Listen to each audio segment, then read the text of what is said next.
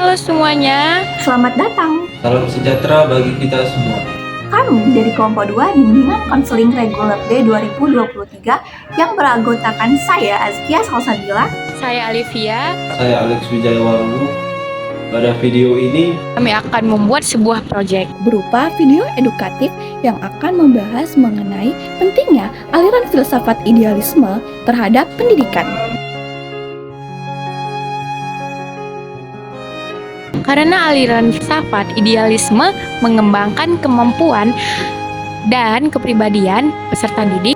Aliran filsafat idealisme melatih kemampuan peserta didik untuk dapat berpikir kritis, sehingga peserta didik mampu mencari kebenaran dengan cara yang bijaksana. Idealisme memberikan tantangan sekaligus motivasi kepada peserta didik untuk dapat berkembang. Peserta didik mendapatkan dukungan serta bimbingan untuk mengatasi kesulitan dari masalah yang dihadapi.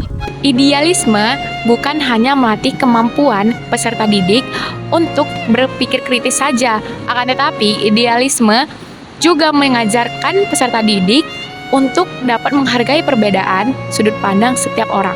Bukan hanya itu saja, aliran filsafat idealisme memberikan wadah di mana peserta didik dapat berinovasi, menciptakan kreativitas, dan berekspresi.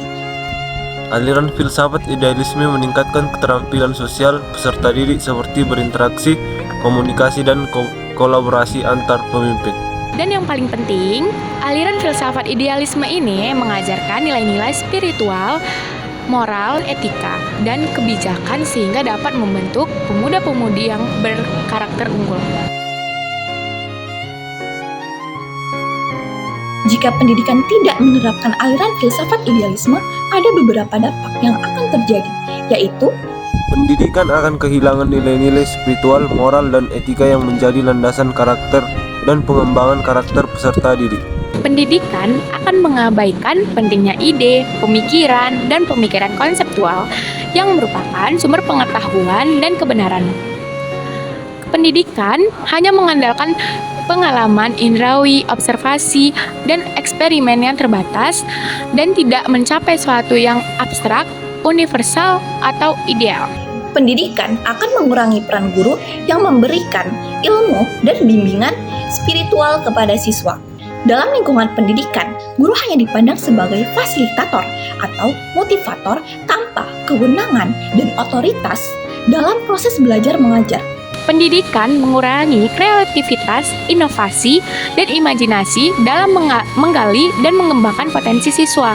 Pendidikan hanya menuntut peserta didik untuk mengikuti standar kurikulum dan metode yang telah ditetapkan tanpa memberi ruang berekspresi dan berekreasi sesuai minat dan bakatnya. Oleh karena itu, aliran filsafat idealisme sangat penting dan relevan untuk penerapan pendidikan.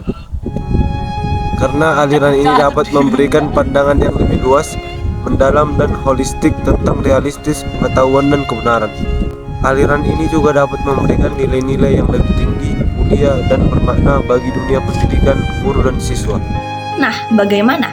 Apakah kalian menyadari betapa pentingnya aliran filsafat idealisme terhadap pendidikan? Dan kami harap seluruh siswa dan juga guru yang ada di Indonesia dapat menerapkan aliran filsafat idealisme ini di sekolah. Sekian yang dapat kami sampaikan, terima kasih dan sampai jumpa kembali.